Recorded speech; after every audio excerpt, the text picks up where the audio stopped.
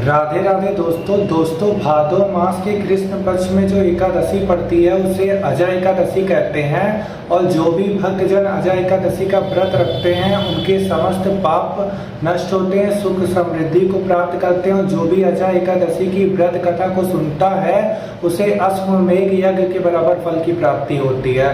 कथा कुछ इस प्रकार है कि एक बार धर्मराज युधिष्ठिर माधव श्री कृष्ण से पूछे कि हे माधव, इस एकादशी का क्या महत्व है तथा इसकी कथा के बारे में हमें विस्तार में बताएं। तब भगवान श्री कृष्ण ने युधिष्ठिर को पूरी कथा सुनाई। वो कथा मैं आप सभी लोग को सुनाता हूँ। सतयुग में सूर्य वंश में हरिश्चंद्र नाम के एक सत्यवादी राजा राज्य करते थे। एक बार उन्होंने महर्षि विश्वामित्र को अपना संपूर्ण राज्य दान कर दिया था और दक्षिणा चुकाने के लिए अपनी स्त्री तथा अपने पुत्र स्वयं को भी बेच दिया था। वह चंडाल का दास बनकर सत्य को धारण करते हुए मृतकों का वस्त्र ग्रहण करते रहे, मगर किसी प्रकार भी सत्य से विचलित नहीं हुए। इस प्रकार राजा को कई वर्ष बीत गए तो उन्हें अपने इस नीच कर्म पर बड़ा दुख हुआ और वह उसे मुक्त होने का उपाय सोचने लगे कि मैं क्या करूं। एक दिन राजा इसी चिंता में बैठे हुए थे कि गौतम ऋषि आ गए। राजा ने उनको देखकर प्रणाम किया और अपनी दुख भरी गाथा सुनाई। राजा की यह बात सुनकर गौतम ऋषि ने कहा, हे राजा, अब से 7 दिन बाद भाद्रपद कृष्ण पक्ष की अजय एकादशी आने वाली है। तुम विधि पूर्वक उसका व्रत करो।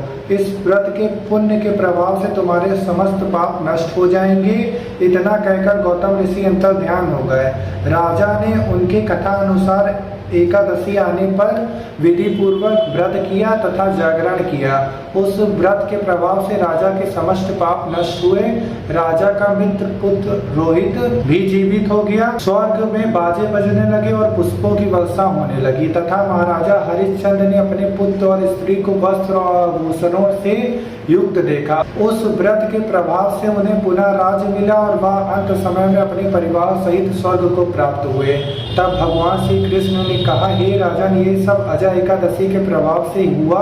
अतः जो मनुष्य विधि पूर्वक इस व्रत को करते हुए रात्रि जागरण करते हैं उनके समस्त पाप नष्ट होते हैं, अंत में वह स्वर्गलोक को प्राप्त होते हैं। इस एकादशी की कथा मात्र सुनने से ही अश्वमेध यज्ञ का फल प्राप्त होता है। दोस्तों, जो भी लोग अजय एकादशी का व्रत रखते हैं उनके लिए फलाहार दे रखा है कि इस तिथि के दिन बादाम और छुआरे का सागर होता है। बादाम और छुआरे से बने पदार्थ, मेवा आदि आहार में लिए जा सकते हैं।